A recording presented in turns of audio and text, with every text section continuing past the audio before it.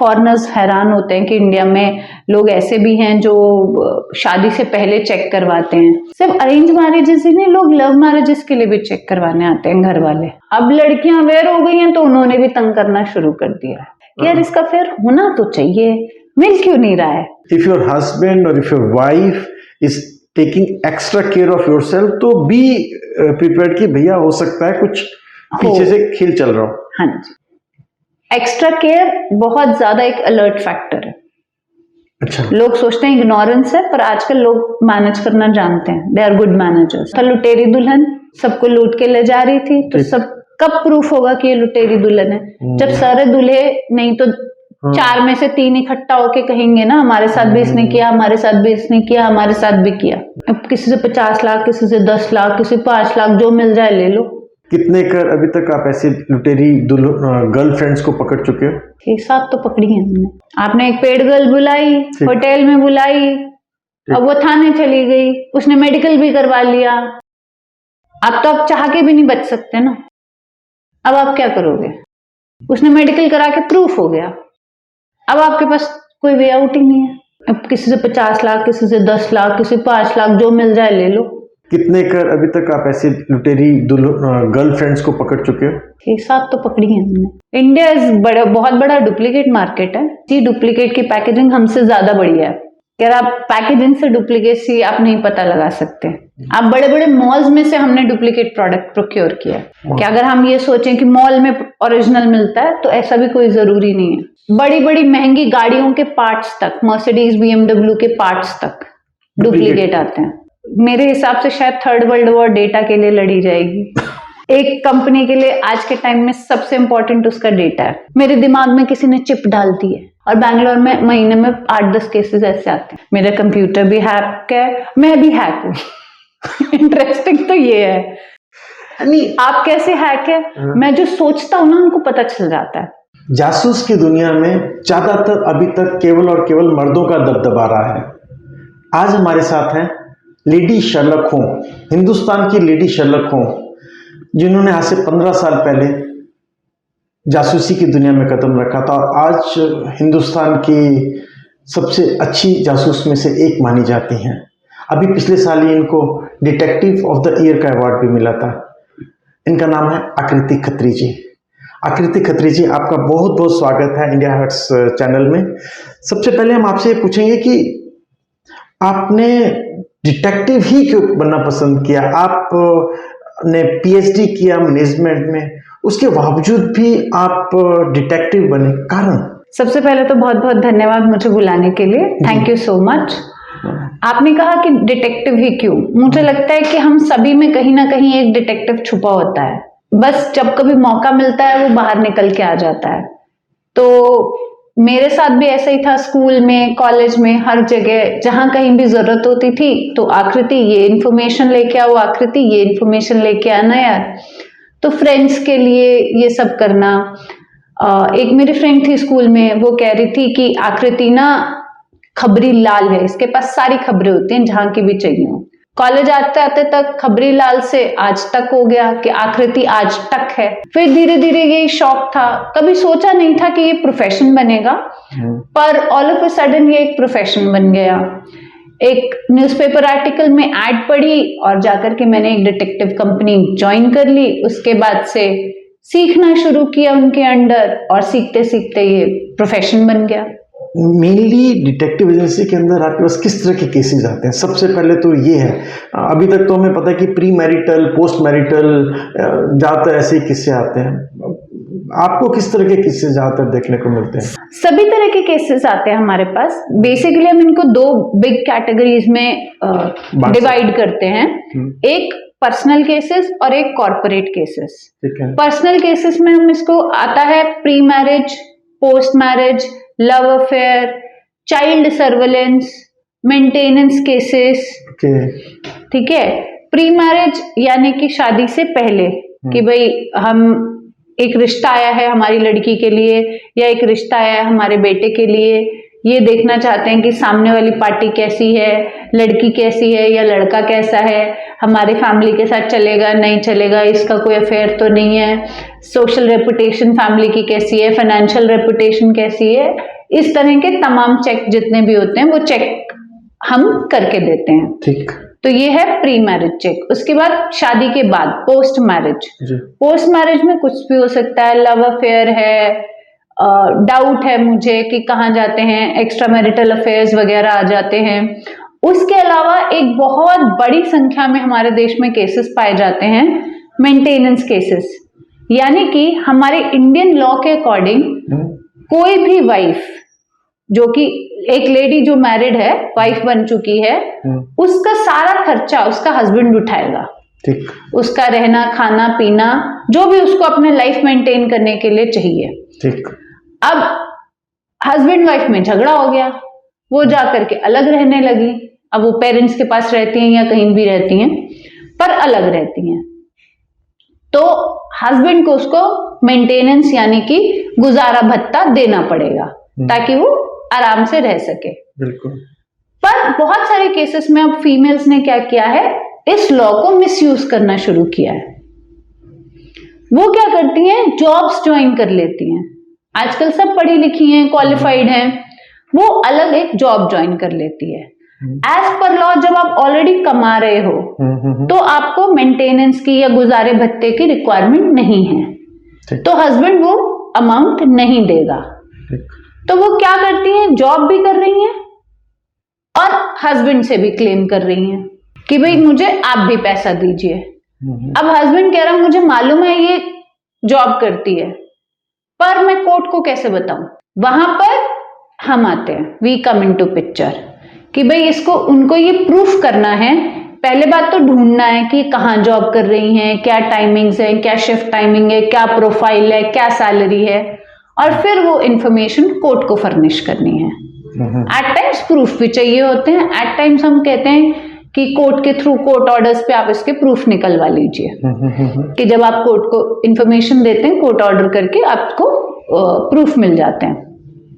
तो इस टाइप के केसेस भी बहुत आते हैं आजकल, तो हम इनको मेंटेनेंस केसेस कहते हैं। उसके बाद आते हैं चाइल्ड सर्विलेंस। पेरेंट्स के पास आज के जमाने में बहुत पैसे हैं पर टाइम नहीं है, इस वजह से फिर वो एजेंसीज को हायर करते हैं कि भाई देखो हमारा बच्चा कहाँ जा रहा है, गलत संगत में तो नहीं है, इसकी कंपनी कैसी है, क्योंकि हमें स्कूल से या कॉलेज से कॉल्स आ रही हैं कि अटेंडेंस नहीं है इसकी। एट टाइम्स बच्चा घर पे ही 2-2, 3-3 दिन तक नहीं आता है, तो आप ये चेक कीजिए बच्चा कहीं ड्रग एडिक्ट तो नहीं है, कोई गर्लफ्रेंड बॉयफ्रेंड का चक्कर तो नहीं है, क्या रीजन है ऐसा, या कोई साइकोलॉजिकली उसको कोई इफेक्ट तो नहीं है, कोई परेशान तो नहीं कर रहा है, कैसे पता करें पेरेंट्स। ठीक। तो वो एजेंसीज को हायर करते हैं, तो हम वहां पर भी काम करते हैं। तो ये सब तरह के जो भी केसेस होते हैं ये ज्यादातर child surveillance, pre marriage, post marriage, affairs, ये सब को हम इंडिविजुअल या पर्सनल केसेस की कैटेगरी में रखते हैं। ठीक है। उसके बाद दूसरी कैटेगरी आती है कॉर्पोरेट केसेस की, जहां पर हमारे पास आते हैं केसेस आईपीआर के, ट्रेडमार्क, कॉपीराइट, डुप्लीकेट प्रोडक्ट्स, कि हमारा कोई ट्रेडमार्क कॉपी कर रहा है या हमारा पूरा का पूरा प्रोडक्ट ही कोई डुप्लीकेट बना रहा है। तो कंपनीज क्या करती हैं, एजेंसीज को कांटेक्ट करती हैं कि आप इनको ढूंढिए कि इनके मैन्युफैक्चरिंग यूनिट कौन से हैं, इनके होलसेलर्स कौन से हैं, और उनको ढूंढ करके फिर कंपनीज पुलिस की मदद से वहां उनको रेड करती हैं। न्यूज़पेपर में आए दिन आप पढ़ते रहते होंगे, ये नकली प्रोडक्ट्स पकड़े गए, इस ब्रांड के नकली प्रोडक्ट्स पकड़े गए। तो वो सब जो होता है, नीचे का बेस वर्क जो होता है, कंपनीज ऑथराइज करती हैं एजेंसीज को और उनके बिहाफ पे वो एजेंसीज काम करती हैं।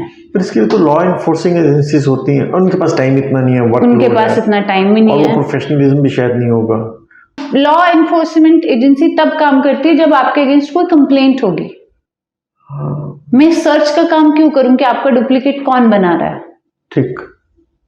आपका प्रोडक्ट है कोई भी एक, ठीक है, अब ये प्रोडक्ट डुप्लीकेट बन रहा है, इससे कंपनी को फाइनेंशियल लॉस हो रहा है, ब्रांड वैल्यू जा रही है, क्योंकि जो कस्टमर डुप्लीकेट प्रोडक्ट यूज करेगा वो तो कहेगा ना रे ये तो अच्छी क्वालिटी का नहीं है, तो आपकी ब्रांड वैल्यू भी गिर रही है, पैसे भी जा रहे हैं, तो जो पैसे कंपनी की किट्टी में आने थे वो डुप्लीकेटर के पास चले गए।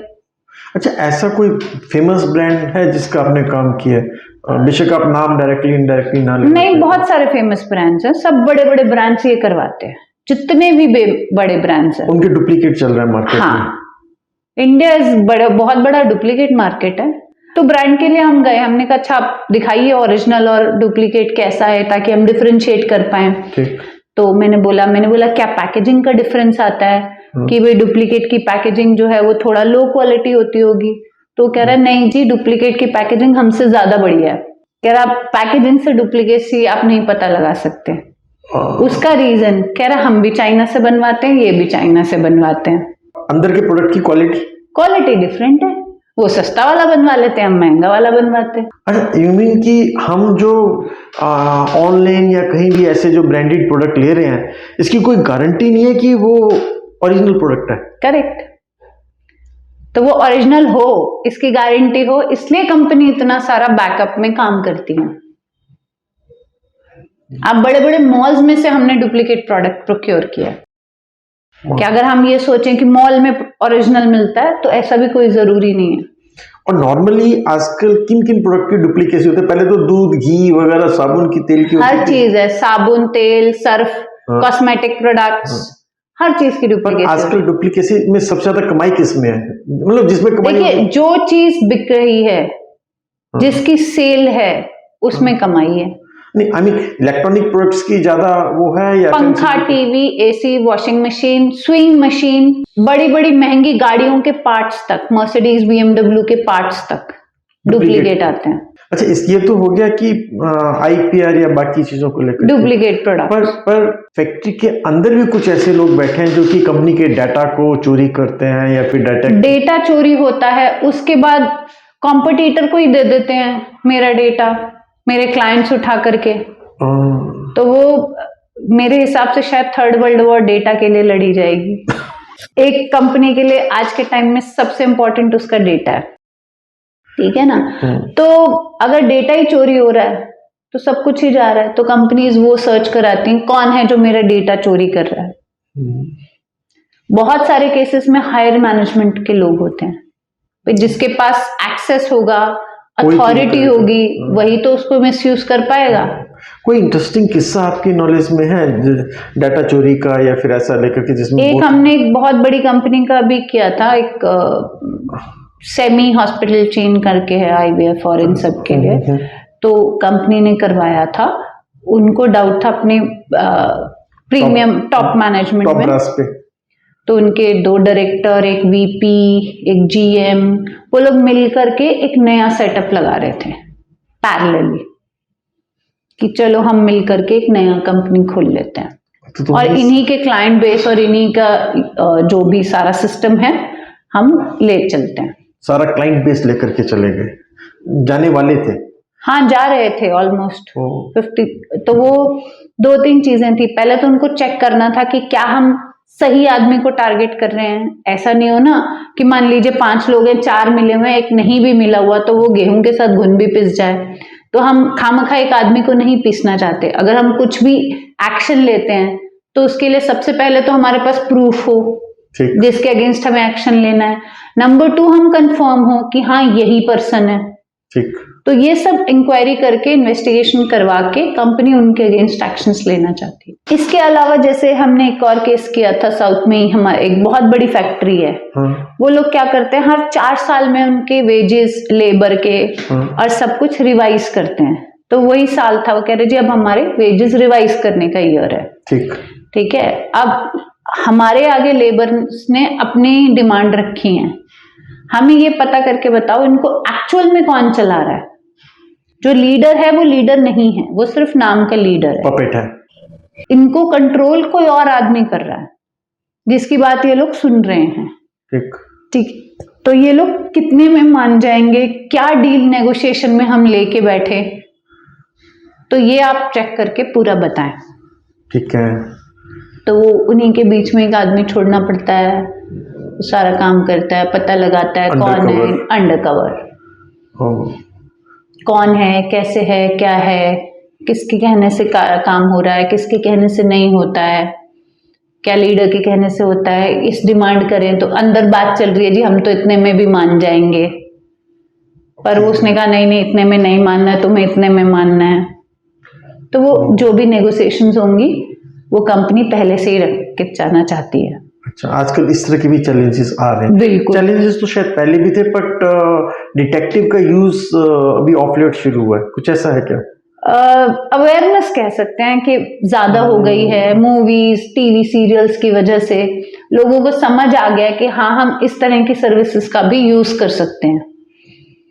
तो ये है, लेबर कोड के केसेस होते हैं जिसमें एक लेबर है, एम्प्लॉयर ने एम्प्लॉय को निकाल दिया, अब वो एम्प्लॉय जाकर के लेबर कोर्ट में केस कर देता है कि जी मेरे को इन्होंने निकाल दिया, मेरे पास नौकरी नहीं है, काम नहीं है और खाने के पैसे भी नहीं है, इतने साल हो गए, वो केस खिंच गया 5 साल 10 साल। अब 10 साल तक लेबर खाली थोड़ी बैठा है, पर वो क्लेम कर रहा है एम्प्लॉयर से 10 साल के लिए। ठीक।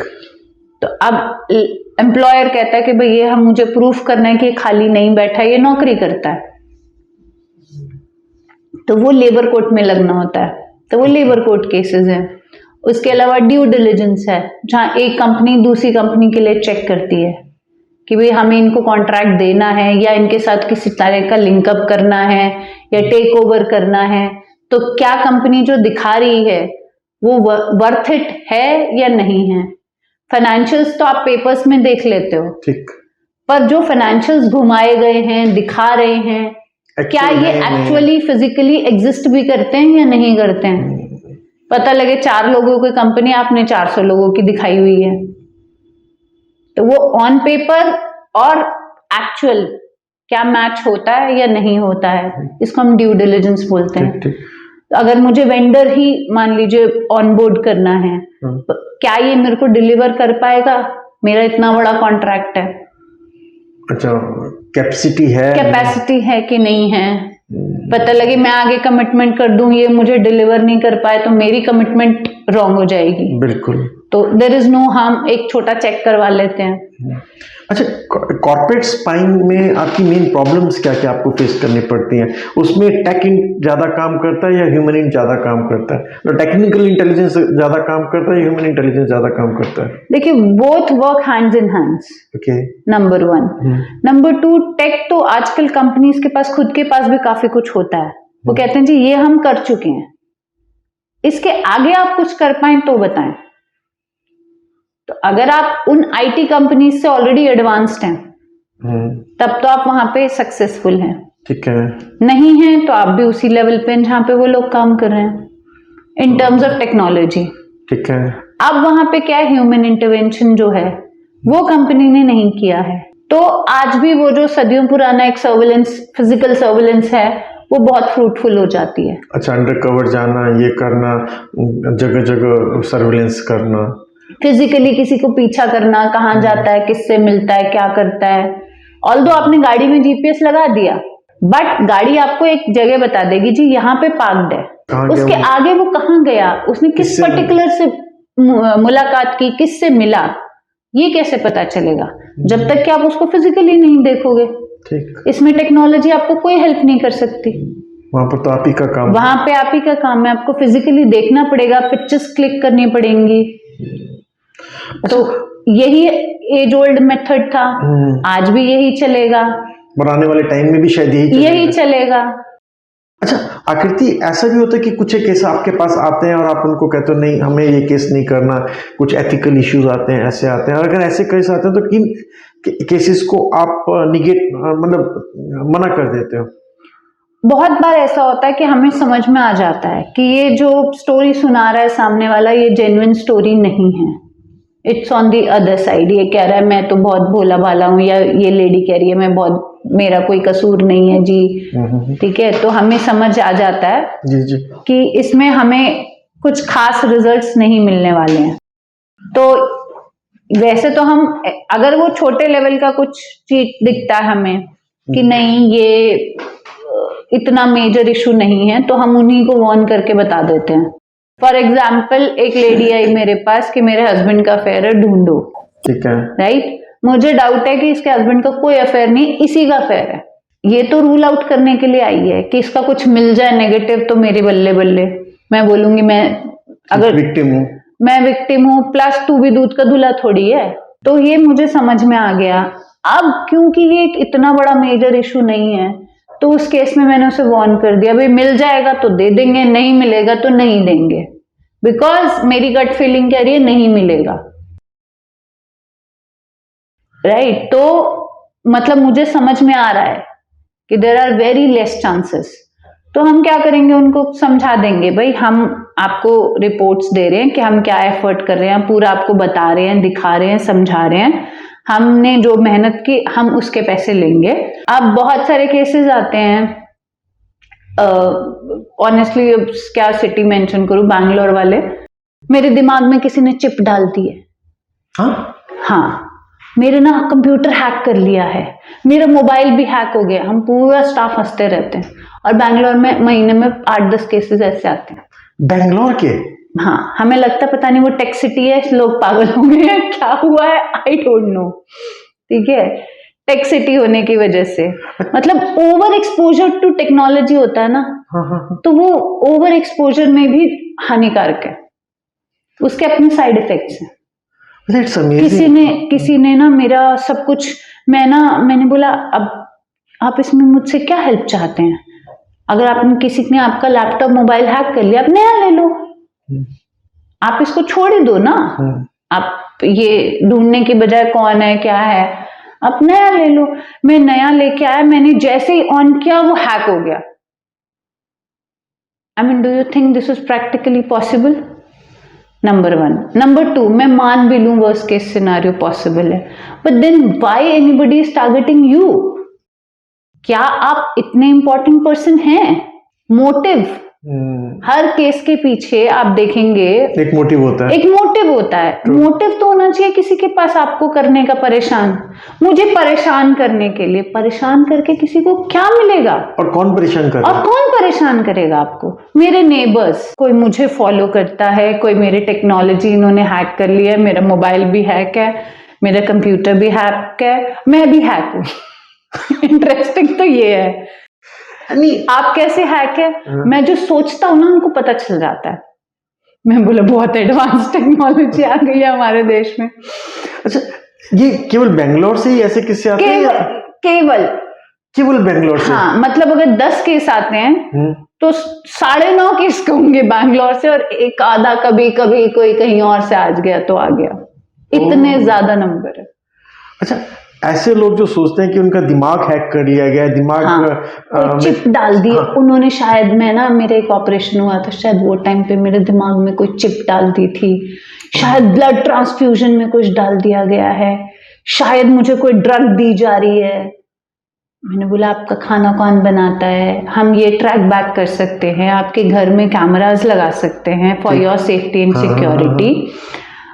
ये सब हो सकता है, पर आपके गैजेट्स हैक्ड है, ये हैक्ड है, सब कुछ हैक्ड है। और ज्यादातर इन लोगों की बैकग्राउंड क्या होती है जो कहते हैं? आईटी वाले होते हैं, डिप्रेस्ड लोग होते हैं, लाइफ में बहुत एक्सट्रीमली डिप्रेशन में जो चले जाते हैं। और वो डिप्रेशन में, क्योंकि इसमें इन्वेस्टिगेशन का कोई रोल नहीं, इन्वेस्टिगेशन का तो रोल नहीं, इसमें उसको काउंसलिंग चाहिए। पर आप उसको कहोगे कि तू डिप्रेस है, क्योंकि हमारे देश में आज भी काउंसलिंग को लेके एक टैबू है। काउंसलिंग मतलब मैं पागल हूं, आपने मुझे पागल समझा है? आप पागल नहीं है, पर ठीक है, एक डिस्कशन, एक काउंसलिंग, क्योंकि वो ना जाता जा रहा है। जहां लोग पहले फैमिली में बैठते थे, 4 बातें करते थे, तो फैमिली तो बची नहीं, अब न्यूक्लियर फैमिलीज हो गई हैं, जिसमें भी हस्बैंड वाइफ में आपस में डिस्प्यूट रहता है, वेवलेंथ मैच नहीं खाती, टाइमिंग मैच नहीं खाती, टेस्ट मैच नहीं खाते। ठीक है, और दुनिया में हम और बहुत सारी चीजें हैं जहां हमारा ध्यान डाइवर्ट रहता है, तो आपस में झगड़े रहते हैं न्यूक्लियर फैमिलीज में भी। तो अब ले दे के आप न्यूक्लियर से भी अलोन ही हो जाते हैं, तो वो लोनलीनेस जो है वो डिप्रेशन का बहुत बड़ा कारण है। बुजुर्ग हैं वो डिप्रेस्ड हैं, बच्चे हैं वो डिप्रेस्ड हैं, मिडिल एज्ड हैं वो डिप्रेस्ड हैं, सब डिप्रेस्ड हैं।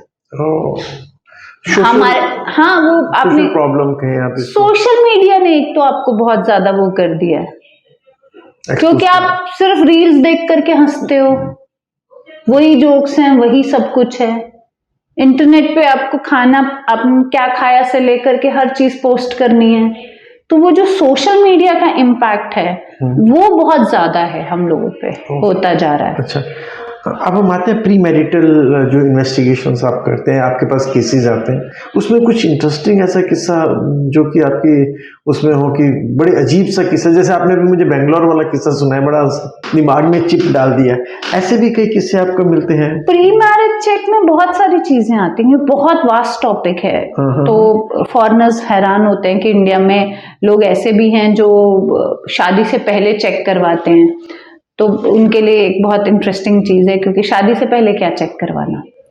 बट हमारे यहाँ शादी एक बहुत इंपॉर्टेंट चीज है, सिर्फ दो लोगों के बीच नहीं, ये दो फैमिलीज के बीच में होती है, दो कल्चर्स के बीच, दो कल्चर्स के बीच में। इवन इफ आप सेम कल्चर से आ रहे हैं, पर दो फैमिलीज तो हैं, बिल्कुल, तो दो फैमिलीज का एसोसिएशन है, तो वो चेक बहुत जरूरी हो जाता है। बहुत बड़े अमाउंट इन्वॉल्व है, लोग अपने जीवन भर की जमा पूंजी लगाते हैं शादी में, तो पैसा भी इन्वॉल्व है, रेपुटेशन भी इन्वॉल्व है, फैमिली भी इन्वॉल्व है, और आपकी जिंदगी भी इन्वॉल्व है, तो सब कुछ लगा हुआ है दांव पे। तो अब लोगों को धीरे धीरे समझ में आने लगा है कि हमें पहले चेक करवा लेना चाहिए, क्योंकि हमने पहले तो देखा नहीं कि भाई लड़की है, इसकी बड़ी बहन ने भी केस डाला हुआ है, भाई की भी नहीं बन रही अपनी बीवी से, तो अब ये जो लड़की इस बैकग्राउंड से आ रही है, उसके माइंडसेट यही है कि यार मैंने किसी की नहीं सुननी, एडजस्टमेंट नामक कोई चीज दुनिया में एग्जिस्ट नहीं करती।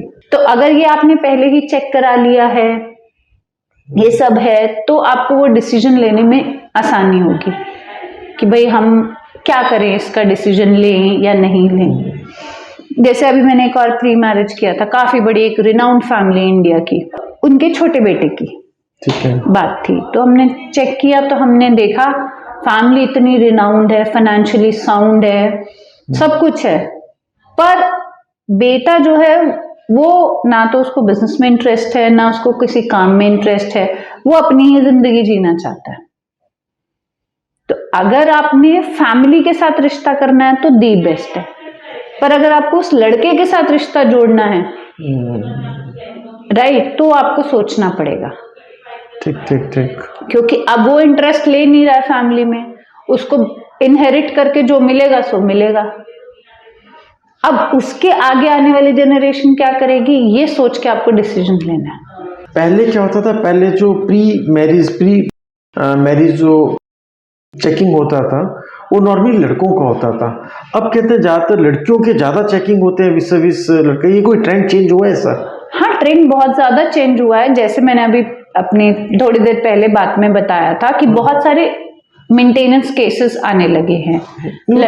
शादी के बाद के, शादी से पहले के, मैं वही बता रही हूँ। हाँ। तो शादी के बाद लड़की की शादी हो गई, अब उसने कहा जी मुझे कुछ भी कहा तो तुम्हारे ऊपर केसेस डाल दूंगी, डाउरी हरासमेंट, डोमेस्टिक वायलेंस, तो डर के रहना मुझसे।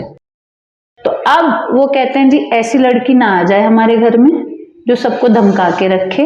तो वो जो लड़के वालों को धीरे धीरे समझ में आने लगा है, अरे वो बुआ जी की बहू है ना, उसके ने ऐसे ही किया है, और वो उधर से चाची के भाई की बीवी है, उसने भी ऐसे ही किया है, तो अब हमारे फैमिली के साथ ऐसा ना हो जाए।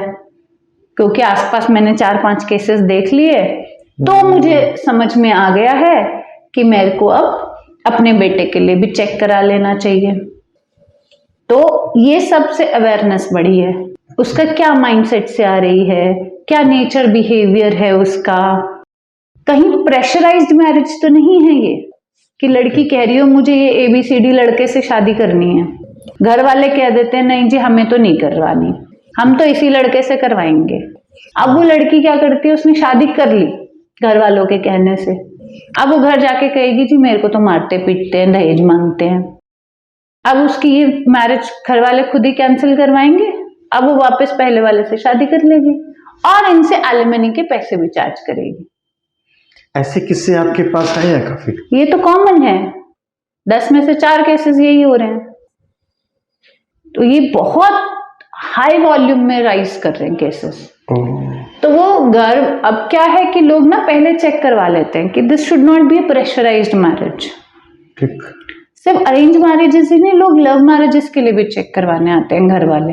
लव मैरिज के लिए भी? हाँ, कि जी मेरी बेटी कह रही है इसी से शादी करनी है, या मेरा बेटा कह रहा है इसी से शादी करनी है, क्या ये करेक्ट मैच है, इनकी इंटेंशन सही है, कोई मोटिव तो नहीं है उसका कि लव मैरिज है ठीक है 8 साल से जानते हैं जी, 5 साल से जानते हैं, but still you never know कि वो घर में आके उसका क्या नेचर बिहेवियर है। बेटे के साथ बहुत अच्छे, पर मे बी फैमिली मेंबर्स के साथ उतने अच्छा नहीं है उसका बिहेवियर। तो वो, क्योंकि मैंने स्टार्टिंग में जैसे अभी बताया कि ये 2 फैमिलीज के एसोसिएशन भी है, बिल्कुल ठीक। और लड़की ने उस फैमिली में आके एडजस्ट करना है, रहना है, हर मेंबर के अपना नेचर बिहेवियर है। तो ठीक है यार, अगर वो फैमिली को अपनी फैमिली की तरह लेके चलेगी तो ठीक है, सबके साथ हो जाएगा। आजकल उनका भी माइंडसेट खुल गए हैं। अब लेकिन अभी भी बहुत सारे लड़के वाले भी ऐसे ही हैं। ऐसा नहीं है कि ये लड़कियों वाले केसेस बढ़ गए हैं, तो वो पुराने टाइम में जो केसेस होते थे वो कम हो गए हैं। बहू जलाने वाले वो केसेस आज भी एग्जिस्ट करते हैं, टॉर्चर करने वाले। हाँ, तो जहाँ पे वो वाले लड़के वाले वो आज भी एग्जिस्ट करते हैं ऐसे, वो बंद नहीं हुए हैं। हाँ, अब लड़कियां अवेयर हो गई हैं तो उन्होंने भी तंग करना शुरू कर दिया। पर वो जो लड़के हरास करते थे या अभी भी करते हैं, उनकी परसेंटेज पहले की अपनी से थोड़ी कम हुई है? ये कह लीजिए कि जो पहले न्यूट्रल केसेस होते थे वो अब कम हो गए हैं, कि जिस घर में कोई लड़ाई नहीं हो रही है तो वहां पे ये लड़कियों वाले केसेस बढ़ गए हैं, और वो जो लड़के वाले केसेस थे वो तो उतने के उतने बचे ही हैं, क्योंकि एक्चुअल केसेस तो कोर्ट तक पहुंचते ही नहीं है ना। बिल्कुल ठीक। वो तो वहीं दब जाते हैं। तो अगर हम कोर्ट से उठा करके परसेंटेज चेक करेंगे तो हमारी लड़कियों वाले परसेंटेज बढ़ गई है, बट जैसे मैं कह रही हूँ कि वो केसेस तो एक्चुअल केसेस वहां तक जाते ही नहीं, पहुंच ही नहीं पाते हैं, वो वहीं के वहीं खत्म हो जाते हैं। अब आते हैं पोस्ट मैरिज को लेकर के। पोस्ट मैरिज में पहले तो ऐसा होता ही नहीं था कि अफेयर चलते भी होंगे, बट बहुत परसेंटेज कम थे। जब से सोशल मीडिया टीवी इंट्रूजन हुआ है तो गांव के अंदर टायर 2 टायर 3 सिटीज के अंदर भी प्री पोस्ट मैरिटल अफेयर्स के किस्से या बाकी चीज़ों के किस्से बड़े हैं। आपको क्या लगता है? हाँ, काफी कुछ बढ़ गया है। ऊपर से वो जैसे अभी मैं बात कर रही थी कि फोर्स्ड मैरिज है, ऐसी चीजें हैं कि भाई मेरा बच्चा पैदा हुआ 4 महीने का था, 6 महीने का था, वो लेके मेरी वाइफ चली गई है। अब लोग आते हैं कह रहे जी सर्विलेंस लगा दो, सिर्फ इसलिए कि दिखा दो मेरा बच्चा अब बड़ा हो कि 1 साल का हो गया, 1.5 साल का, कैसा दिखता है, फोटो दे दो। मुझे तो दिखाती नहीं है ये। कोर्ट में मैंने केस डाला विजिटेशन के लिए, पर जब तक सुनवाई होगी तब तक क्या करें, क्योंकि हमारे यहाँ कोर्ट का प्रोसेस लंबा है। तो जब कोर्ट उसको राइट्स देगी, बीइंग अ फादर, ये उसके लीगल राइट्स हैं। अच्छा, ऐसा भी है कि जो लड़की है वो अपने बच्चे को लेके चलेगी और लड़के वालों से उनको बच्चे को भी मिलने नहीं देती। नहीं मिलने देती है, वो कहती नहीं मिलने दूंगी। इससे उनके ऊपर प्रेशर क्रिएट होगा ना, तुम्हारे, तभी तो तुम जल्दी सुलह करने की बात करोगे ना। मिलने दूंगी तो फिर प्रेशर कैसे क्रिएट होगा। तो ये है, और ये बीइंग अ फादर उसका लीगल राइट है, तो वो कोर्ट में क्लेम कर सकता है, पर कोर्ट के ऑर्डर आने तक कुछ टाइम तो लगेगा ही। और अब इसके बाद आते हैं डाइवोर्स के केसेस, या जो आपने पहले बताया मेंटेनेंस के केसेस। ऐसे केसेस भी आपके पास काफी आ रहे हैं? हाँ, सब तरह के केसेस होते हैं। डिवोर्स में भी यही होता है, बहुत बार डिवोर्स नहीं चाहिए, पर डिवोर्स केस चल रहा है कोर्ट में, एक पार्टी चाहती है, एक पार्टी नहीं चाहती। कोर्ट में केस तभी खिंचता है जब एक पार्टी चाहती है और एक पार्टी नहीं चाहती। अगर तो दोनों को चाहिए तो म्यूचुअल अंडरस्टैंडिंग से जल्दी हो जाता है। ठीक। तो ये भी है।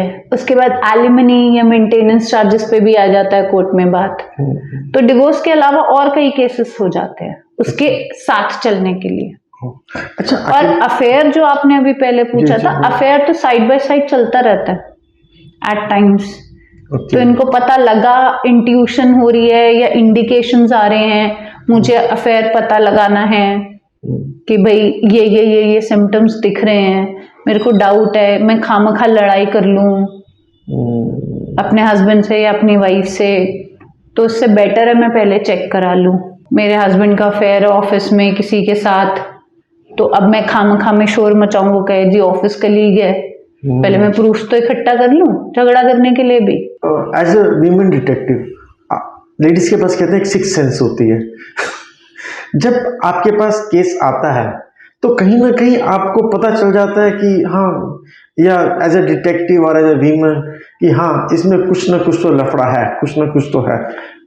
हाँ, कभी कभी ऐसा होता है कि यार इसका फिर होना तो चाहिए, मिल क्यों नहीं रहा है। ओ, ठीक है, लग होना चाहिए इसका मतलब, ठीक है। Your six senses. हाँ, पर मिल नहीं रहा है, कहीं पर कुछ प्रॉब्लम है।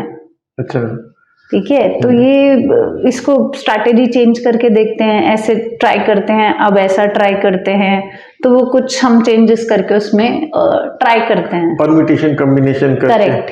तो सिक्स सेंस कितना कर हेल्प करती है, या ऐसा कोई आपके पास कोई इंटरेस्टिंग किस्सा हो जिसमें कि आपकी सिक्स सेंस, आपके पास सारे पैरामीटर्स थे जो कह रहे हैं कि नहीं कोई अफेयर नहीं है, और आपकी सिक्स सेंस कह रहे हैं कि नहीं अफेयर है, और बाद में आपने परम्यूटेशन कॉम्बिनेशन किया।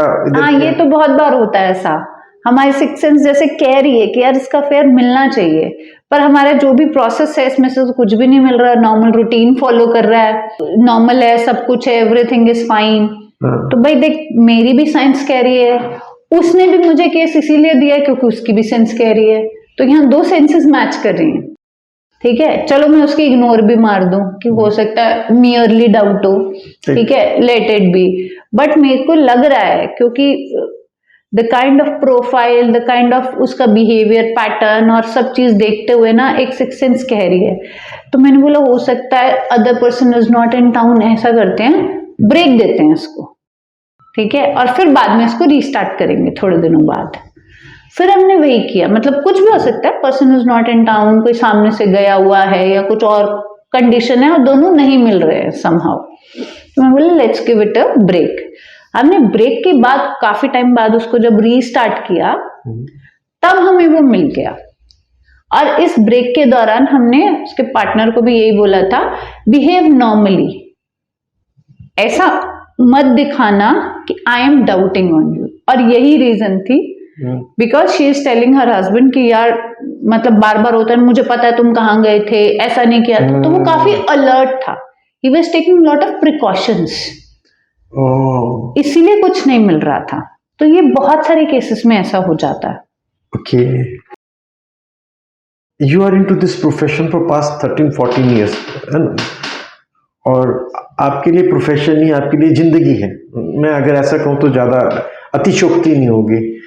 अब 14 सालों में आपने इंडियन डिटेक्टिव सर्विसेज को बदलते हुए कैसे देखा है? पहले क्या था 14 साल पहले, और अब क्या है, और किस तरह से आपकी इन्वेस्टिगेशन की या इंक्वायरी की स्ट्रेटजी चेंज हो रही है? मैं पहले जब ज्वाइन किया था मैंने ये स्टार्टिंग में, तो हमारे पास ज्यादातर कॉर्पोरेट केसेस होते थे, फाइनेंशियल फ्रॉड, आईपीआरस और ये सब, तो कॉर्पोरेट का काम ज्यादा हुआ करता था जब मैं एज एन इन्वेस्टिगेटर काम किया करती थी। अभी क्या है, पर्सनल केसेस राइज पे हैं, और lot of credit goes to Ekta Kapoor. मैंने अपने एक इंटरव्यू में और कहा था, on which she reacted and she said oh thank you, मतलब एंड शी कंफर्म्ड इट, तो उनकी तरफ से भी कमेंट आया था। अच्छा, तो आई मीन व्हाई, बिकॉज उन्होंने ना अपने सीरियल्स में दिखाया कि अरे ऐसा होता है ना, तो हस्बैंड का ना अफेयर होता है। अब वो जो वाइफ घर बैठ के सीरियल देख रही है, हाँ मेरा हस्बैंड भी ऐसे ही करता है, मैं भी चेक करवाती हूँ, चेक करो जी। अभी तक जो इग्नोरेंस में था, चोरी छुपे चल रहा था, हाँ चल रहा था, जिसको उसकी वाइफ जो है इग्नोर कर रही थी कि यार ठीक है, हो सकता है मेरा ही वहम हो, जाने देते हैं, क्योंकि हम इंडियंस है ना, जब तक सिर दर्द है गोली खा ले, गैस होगी, ऐसा है, जब तक कि वो बड़ा रूप ना ले ले हम डॉक्टर के पास नहीं जाते हैं। ठीक, और रेगुलर चेकअप का तो सवाल ही पैदा नहीं होता, तो जब तक बड़ा नहीं होती बीमारी हम जाते ही नहीं है डॉक्टर के पास, तो वही हाल है, तो हम इग्नोर करते रहते हैं, तो वो इग्नोरेंस में चल रहा था। बट अब वो देख करके ये तो मुझे भी लग रहा है, ऐसे सिम्टम्स तो मैंने भी देखे हैं, तो मैं भी ट्राई कराती हूँ, कहीं मेरे साथ भी तो ऐसा नहीं है। तो वो जो फीमेल्स घर बैठी थी, जिनको कोई आइडिया नहीं था कि बाहर क्या होता है और क्या नहीं होता है, वो टाइम पे वो उस वर्ल्ड में उनको भी अवेयरनेस आने लगी। अब कहाँ से ढूंढूं मैं? गूगल आ गया। गूगल आप बोल के ढूंढ सकते हैं, आप किसी को हेल्प ले सकते हैं। मेरे पास वो टाइम पे ऐसे ऐसे फीमेल्स आती थी जो अपने बच्चों को कहती थी, बच्चों के साथ माँ आती थी, एंड दे सेड हमने फादर को देखा है। हमने एक दिन वीडियो कॉल की तो वहां पे, मतलब वो टूर पे रहते हैं, हमने वीडियो कॉल की एक टूर पे, तो वहां पे हमने एक लेडीज हैंडबैग और एक चप्पल और देखी वीडियो में। हैंडबैग ही देखा था आई बिलीव, या कुछ क्लचर था या कुछ ऐसा आइटम उन्होंने देखा, नोटिस किया। तो शी सेड कि यार मेरे को डाउट था, अब मेरे पास कौन है शेयर करने के लिए? मेरे बच्चे हैं, बिकॉज ये they are grown up kids. मैंने इनसे शेयर किया, इन्होंने ढूंढा है और मैंने आपको अप्रोच किया है। तो ऐसे ऐसे भी लोग आते हैं ढूंढ के, तो लोगों में अवेयरनेस आने लगी। उसके बाद सोशल मीडिया और बढ़ता चला गया। पहले तो सिर्फ टीवी सीरियल पे आया, अब टीवी सीरियल के बाद धीरे धीरे सोशल मीडिया बढ़ता गया। सोशल मीडिया से क्या है, हमारी फ्रेंडशिप है जी, ये फ्रेंडशिप में ये धोखा हो गया, और उसने तो फोन बंद कर दिए, मेरे पास कोई और डिटेल है ही नहीं उसकी, जरा मुझे ढूंढ के दे दो। आई रिमेम्बर चेन्नई की एक डॉक्टर थी, she called me up, she said पता नहीं कहाँ गया, आई एम अ डॉक्टर। मतलब ऐसा नहीं है कि कोई कम पढ़ा लिखा आदमी ऐसा बात कर रहा है। तो शी इज लाइक मेरे को ढूंढ के दो, कौन है, क्या है, कैसे है। वो बात कर रही है, मैंने बोला आपके पास कोई और डिटेल? एक मोबाइल नंबर था जो अब बंद हो चुका है इंफॉर्मेशन के नाम पे, ठीक, दैट्स इट। अब आप ढूंढे वो कौन था, कहाँ रहता था, क्या करता है, और मेरे से उसने बात करनी क्यों बंद कर दी? What was the reason behind it? क्यों? सोशल मीडिया फ्रेंड्स है, ठीक, तो फ्रेंडशिप तो सोशल मीडिया पे हुई है। तो इस टाइप के नए नए तरह के केसेस आने लगे। इस केस में फिर क्या हुआ? तो फिर उसको ढूंढा, इन्वेस्टिगेट किया। शी सेड वो ना वहां रहता है, मुझे वहां से कॉल करता है, फॉरेन रहता है, आता जाता है, समथिंग है, इतना बड़ा आदमी है, डॉक्टर ही है शायद, समथिंग ऐसा कुछ था। जब उसको इन्वेस्टिगेट किया गया, वो कुछ नहीं था, एक बहुत ही लोअर मिडिल क्लास फैमिली का आदमी था, वो वाज ऑलरेडी मैरिड। अच्छा, उसकी बीवी को उसकी हरकतें पता चल गई थी, फॉर अ टाइमिंग उसने सब छीन छून के बंद करवा दिया था। तो सोशल मीडिया में भी इस तरह के किस्से चल रहे हैं, और वहां से भी आपके पास केस आ रहे हैं। ढूंढिए इसको, कौन है, क्या है। अच्छा, कहीं हमारे पास जो पैसा जो आ रहा है, एक वो रीजन तो नहीं है? क्योंकि इन्वेस्टिगेशन करवाना डिटेक्टिव के थ्रू करवाना, इट्स वेरी कॉस्टली अफेयर। एक नॉर्मल कोर्स में तो बहुत मुश्किल होता है करवाना। तो कैसे, मतलब आपको लगता है कि केवल फाइनेंशियली एम्पावर होने की वजह से भी ये फर्क पड़ा है? जैसे आपने बताया कि लेडी है, उसके बच्चे हैं, वो आ रहे हैं, क्या वो इतनी इन्वेस्टिगेशन को अफोर्ड कर पा रहे हैं? अब देखिए, जब बात आपकी लाइफ पे आ जाती है, ठीक है, investigation is a costly process, no doubt, अभी भी है, पहले भी था। थोड़ा सा इन्वेस्टिगेशन में भी एजेंसीज लाइक अस जिन्होंने प्राइसिंग को थोड़ा सा लोअर डाउन किया है। एक रीजन ये है कि जब मार्केट बहुत ज्यादा एक्सपैंड होता है तो प्राइसेस नीचे आते हैं, ठीक है। और दूसरी चीज ये है कि लोगों के पास फाइनेंशियल पावर आ गई है, they are able to afford it. तीसरी चीज ये है कि आप प्रायोरिटी देने लगे हैं आप, कि यार इन्वेस्टिगेशन नहीं होगा तो मेरा मेंटल पीस नहीं आएगा। अगर मुझे नहीं पता चलेगा तो मैं घुट घुट के मरती रहूंगी, डॉक्टर को भी तो पैसे देने जाऊंगी ना, बीमारी लग जाएगी, कल को हॉस्पिटलाइज हो जाऊंगी। उससे बेटर है मैं चेक करा लूं, कम से कम मन को शांति तो मन को एग्जैक्ट पिक्चर तो पता चलेगी, मुझे ये तो पता होगा मुझे क्या करना है लाइफ में, what next need to be done. तो ये अपनी पीस ऑफ माइंड को ध्यान में रखते हुए, जिसकी अपनी कैपेसिटी है उस हिसाब से, कुछ प्राइसेस भी नीचे आए हैं, तो सब कुछ ओवरऑल पिक्चर मिला करके नंबर ऑफ केसेस बढ़ गए हैं। ऊपर से पॉपुलेशन भी बढ़ गई है हमारी। ये तो अच्छा, कुछ ब्लैकमेल के किस्से काफ़ी आजकल सुनने को हमें मिलते हैं कि लड़की है, उन्होंने वीडियो बना करके ब्लैकमेल कर रहे हैं उनको पकड़ने का। कुछ ऐसे किस्से भी आपके पास आए हैं या ऐसे बढ़ रहे हैं? केसेस तो बहुत बढ़ रहे हैं, पर ये केसेस बाहर नहीं आते हैं। होता क्या है कि हम पब्लिक में नहीं जा सकते ये लेकर के कि मेरे साथ ऐसा हो गया। बिल्कुल नहीं जाएंगे, पर हो सकता है मैं पुलिस इन्वेस्टिगेशन नहीं करवाना चाहूँ। करेक्ट। तो उस केस में फिर वो आपके पास आएंगे। राइट। तो फिर वो हमारे पास आते हैं कि जी, आते हैं मेरे पास। बहुत सारे केसेस मैंने किए। ये सेट किया और मैं ऐसे ही एक लड़की को बुलाया, वो आई, अभी होटल में अंदर घुसी थी, बैठी ही थी कि पीछे से एक टीम आ गई, टिंग टोंग। पुलिस की करके क्या? एक पुलिस वाला था और उसके रिश्तेदार थे, so called friends and family, and they put me under roof कि भैया रेप केस लगा दिया। अब मैं भागता फिर रहा हूं, या मैं काट के आया हूं, बेल पे बाहर हूं, पर अब मुझे ये प्रूफ करना है कि ये इसका प्रोफेशन है, ये ऐसे ही करती है। वीडियो ब्लैकमेलिंग छोड़ी, मैं तो लाइव बता रही हूँ। लाइव में वो होटल में पहुंची, जो हुआ वो तुरंत आ गई टीम, जैसे कोऑर्डिनेशन आपस में उनका था।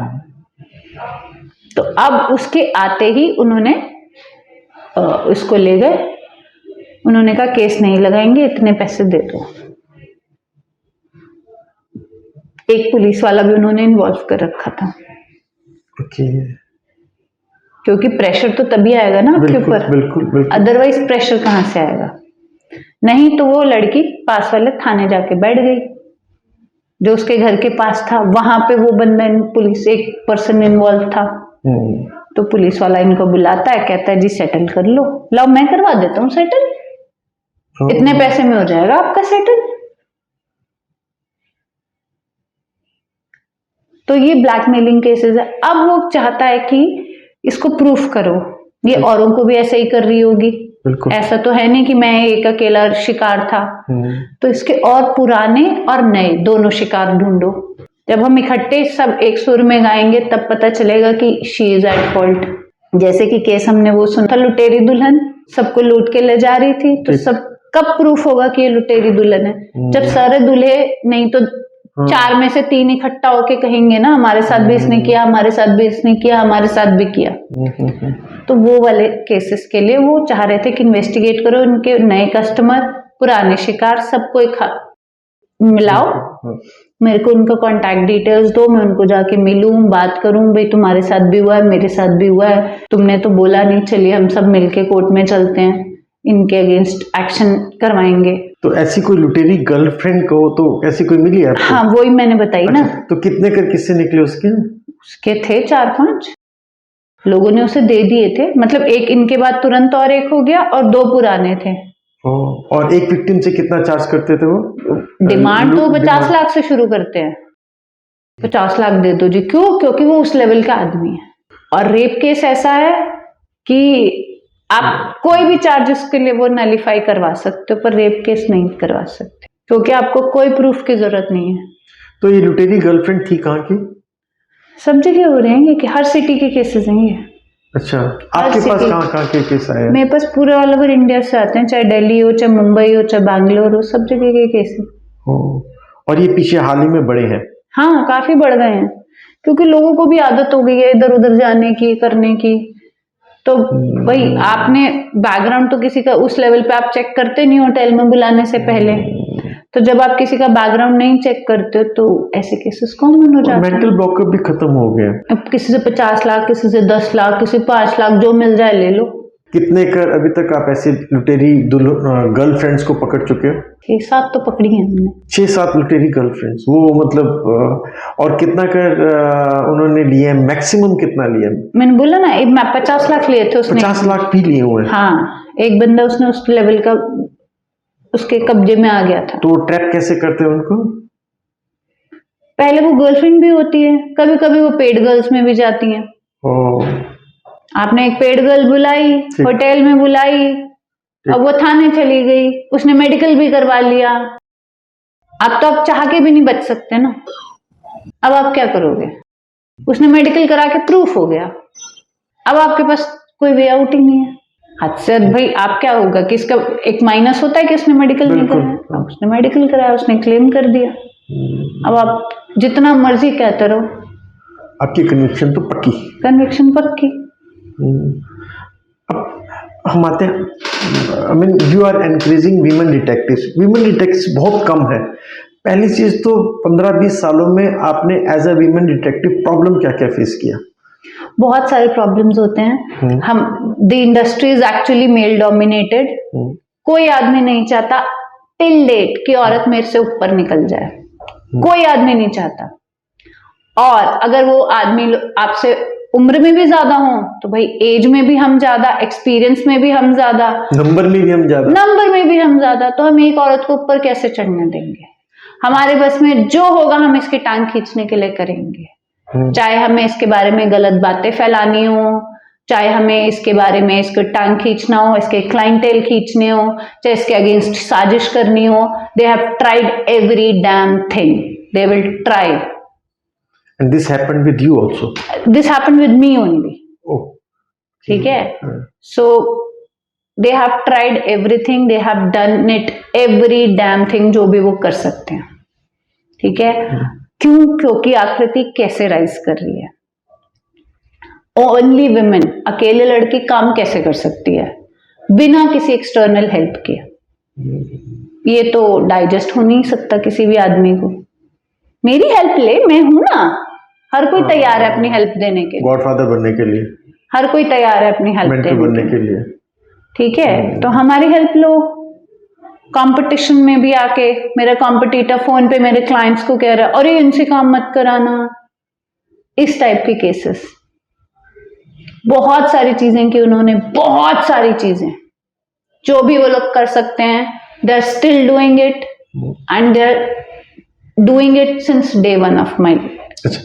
That is the problem you face from your fraternity, detective fraternity.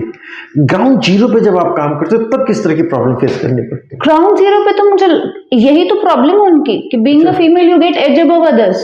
आपको इंफॉर्मेशन इजीली मिल जाती है। एक आदमी काम कर रहा है और एक औरत काम कर रही है, कंपेयर करेंगे तो उसको इंफॉर्मेशन जल्दी और इजीली मिलेगी। People trust you more. True. ठीक है, तो वो you get edge above others. ठीक है, ठीक है, आपको इंफॉर्मेशन जल्दी मिलेगी, क्लाइंट का ट्रस्ट जल्दी मिलेगा। औरत क्लाइंट है तो वो बिलीव करेगी कि being a female she can discuss more. ठीक। आदमी क्लाइंट है तो उसे पता you understand the psychology of a female, तो इट्स बेटर कि मैं इन्हीं से काम कराऊं। उसके बाद मैंने प्राइस वाइज इंडस्ट्री में काफी एक रेवोल्यूशन लाया था। Like I have reduced it to very low cost. कितना परसेंट, मतलब मार्केट के परसेंट? मार्केट से 50% में दे रही थी मैं। So it was non digestible for everybody because हर कोई आउटसोर्स कर रहा था। मैंने अपनी टीम रख ली सैलरीड, मेरी कॉस्ट आधी हो गई तो उसका बेनिफिट मैंने क्लाइंट्स को दिया। अब क्लाइंट को वही सर्विस 50% प्राइस में मिलेगी तो वो कहीं और क्यों जाएगा? अब ये किसी से डाइजेस्ट नहीं होता कि यार हमारा सारा क्लाइंटेल इसने छीन लिया। मैंने बोला इट्स अ हेल्दी कंपटीशन, आप भी कर लो। मैंने किसी को बैकस्टैप तो किया नहीं है, बट ऐसा थोड़ी हो सकता है। तो they find reasons to demean you, और जो भी डीनेम करने के लिए whatever best they can do they are doing it since day one and everybody is involved into it. Everybody means every whole fraternity. Reason being तुम association member नहीं हो, तुम एसोसिएशन में नहीं आती हो, किसी से फालतू बात नहीं करती हो, बिकॉज मैं अपना काम करती हूँ। गप्पे मारने का टाइम नहीं है ना, काम करते हैं। ठीक ठीक ठीक। तो वो मीटिंग्स अटेंड करने से यू वोंट गेट एनीथिंग। ना तो आपको एक्स्ट्रा बेनिफिट ऑन बिजनेस मिलेगा, ना ऐसे कोई कॉन्फ्रेंसेस कर रहे हो जो नॉलेजेबल है, तो ना आपकी नॉलेज इंक्रीज हो रही है, ना बिजनेस इंक्रीज हो रहा है। सिर्फ क्या हो रहा है, टाइम वेस्ट हो रहा है। So I don't believe in wasting time. अब आपके साथ ज्यादातर विमेन डिटेक्टिव भी जुड़ी हुई हैं ऑल ओवर इंडिया में, तो उनको कैसे आप पिक कैसे करते हो, कैसे उनको प्रमोट करते हो, कैसे आप उनको ट्रेन करते हो? बिकॉज एक डिटेक्टिव को ट्रेन करने के लिए एक डिटेक्टिव जैसी सोच होना बहुत जरूरी है। वो किस तरह से आपकी ट्रेनिंग? प्रोफेशन ऐसा है कि आपको ना एक we don't have any specified courses, ठीक है, तो लोग आपको वो चाहिए जो काम के लिए पैशनेट हो। ठीक। अगर आपके अंदर किसी भी चीज को लेकर पैशन है कि मुझे ये काम करना है, आप उस काम को करने के लिए वेज ढूंढ लेते हो। This is my thought process, I don't know about others, but मेरी थॉट प्रोसेस कहती है कि अगर आपको ये काम करना है तो फिर अब आप रास्ते ढूंढोगे कि ये होगा कैसे। नहीं तो मैं बोलूं मजबूरी में आपको ये करना है, तो अब आप रास्ते ढूंढोगे यार इसको मना कैसे किया जाए। आपकी विश होगी। जैसे मेरे पास एक वो थी मेरी फ्रेंड, कह रही यार मेरे डैड भी ना ऐसे करते हैं, पता है कुछ याद ही नहीं रहता। ऐसे तो उन्हें पुरानी पुरानी बातें याद हैं, पर ऐसे उन्हें कुछ याद नहीं है। मैं बोले बिकॉज वो जो याद रखना चाहते हैं वो याद है, जो नहीं रखना चाहते वो नहीं याद है। तो अगर आप कोई काम करना चाहते हो, so the very big point I look in females is the passion. लोग बोलते हैं आप डरा देती हो पहले ही दिन। मैंने बोला डराने में पहले ही दिन उनको एक पिक्चर देती हूँ कि the industry is like this, are you ready to come. आप मेंटली प्रिपेयर हैं, because mental preparation is the first and important thing. आप मेंटली प्रिपेयर हैं, उसके बाद कुछ भी कहो, बीइंग अ फीमेल आपको घर से सपोर्ट तो चाहिए, ठीक है। आपके हस्बैंड है, आपके पेरेंट्स हैं, जो भी हैं, पेरेंट्स सपोर्टिव होते हैं अपनी बेटियों के लिए। तो टिल द टाइम लड़कियां अपने पेरेंट्स के यहाँ पे हैं, they feel more comfortable and more enthusiastic, passionate, everything. और हस्बैंड्स की बात आती है तो आप मानोगे डिटेक्टिव छोड़ो, अगर मैं एक एचआर हायर करती हूँ फीमेल, तो उसका हस्बैंड भी कहते हैं अरे डिटेक्टिव कंपनी के एचआर रहने थे, दूसरे कहीं ढूंढ ले। तो वो जो एक माइंडसेट है उसको आप चेंज नहीं कर सकते। And secondly it's not a 9 to 5 job. नहीं, एचआर का काम तो 9 to 5 है। नहीं, डिटेक्टिव का काम तो 9 to 5 नहीं है शायद। नहीं है, पर एचआर में नहीं आने देते। अच्छा, कोई एक नॉर्मल एचआर की जॉब है, मेरे यहाँ पे मैंने एचआर हायर किया for recruitment and everything, and she is like उसके हस्बैंड ने मना कर दिया, डिटेक्टिव कंपनी के एचआर क्यों बनना, कहीं और कर ले, क्योंकि फिर तेरा भी दिमाग जासूसी वाला हो जाएगा ना, फिर तू मेरे पे ही जासूसी करेगी।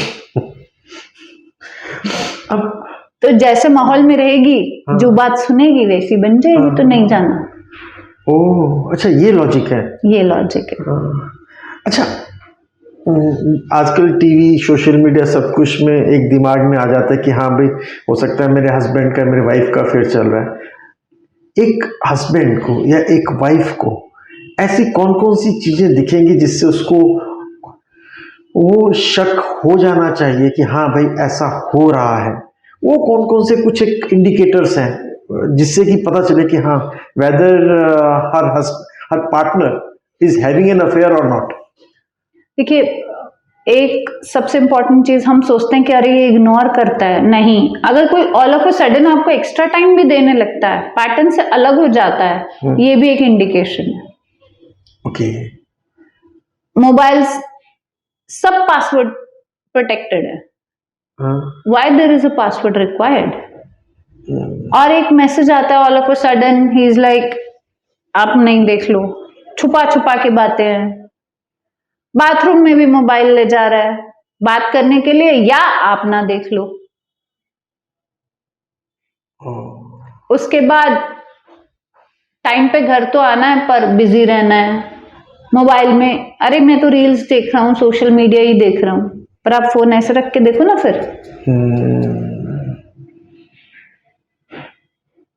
एक्स्ट्रा केयर बहुत ज्यादा एक अलर्ट फैक्टर है।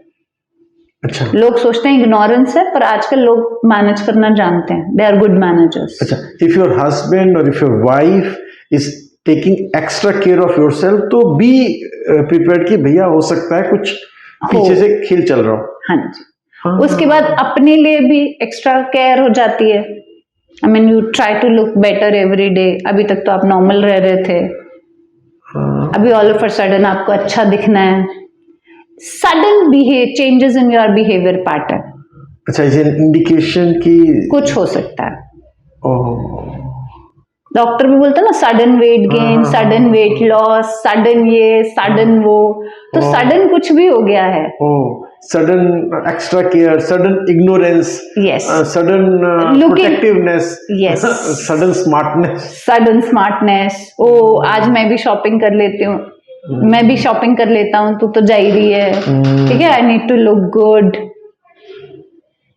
वो मैं नया परफ्यूम लाया हूँ, अरे आज तक तो तुमने परफ्यूम लगाया, अरे फ्रेंड का था, उसने देखा अच्छा है तो आज लाइक मुझे भी ट्राई करना चाहिए। So sudden changes in anything is an indication, is an alarm, is an alarm. अच्छा आकृति, लास्ट में आपके पास कोई केस आता है, how you start, how you build up your case? For example अगर मैं कहूँ कि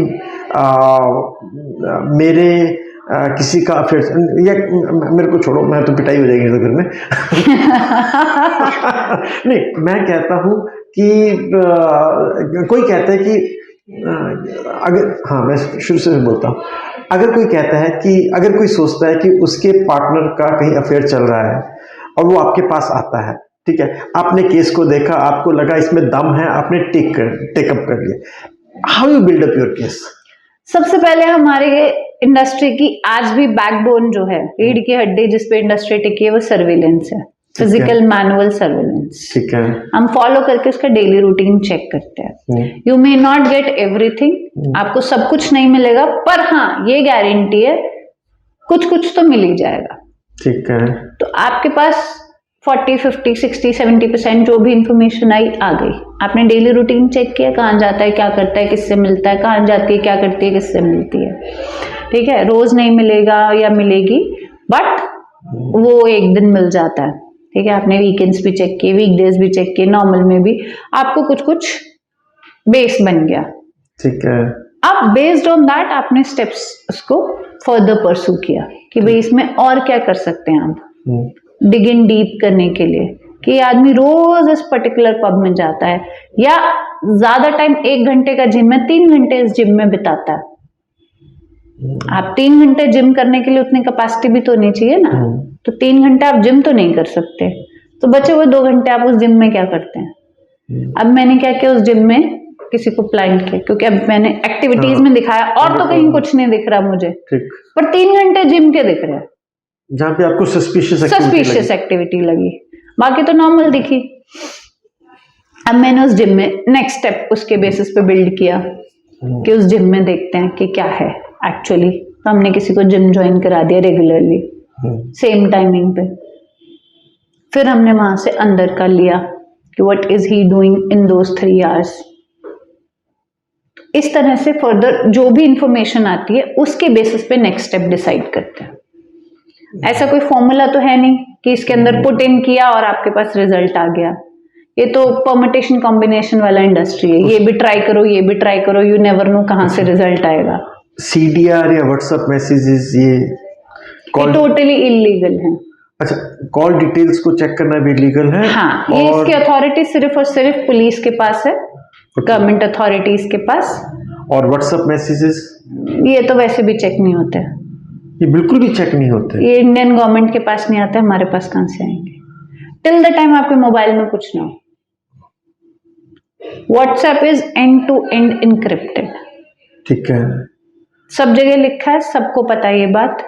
and to end means WhatsApp का एक्चुअली अपना कोई सर्वर ही नहीं है, वो अपना डाटा कहां सेव कर रहा है, या इस फोन पे या इस फोन पे जहां पे वो एक्सचेंज हो रहे हैं, और बाकी कहीं उसका डेटा नहीं, उसका डेटा ही नहीं है, आप लोगे कहां से? अगर आप सर्वर से लोगे तो सर्वर ही नहीं है ना। और व्हाट्सएप पे जो कॉल्स होती हैं, कॉल्स भी आपको बार्ज नहीं कर सकते ना, इंटरनेट कॉल्स हैं वो, और हाँ लोकेशन वगैरह ये सब कुछ आ जाता है अच्छा गवर्नमेंट के पास कि आप कहाँ से बैठ करके कौन सा इंटरनेट यूज कर रहे हैं, किसका डेटा है, ये गवर्नमेंट ये सब निकाल लेती है। But as a private detective ये नहीं निकलता, this is not legalised. Okay, दूसरा सोशल मीडिया में जो उसका प्रेजेंस है उससे कुछ उसमें आजकल आदमी वही पोस्ट करता है ना जो वो पोस्ट करना चाहता है।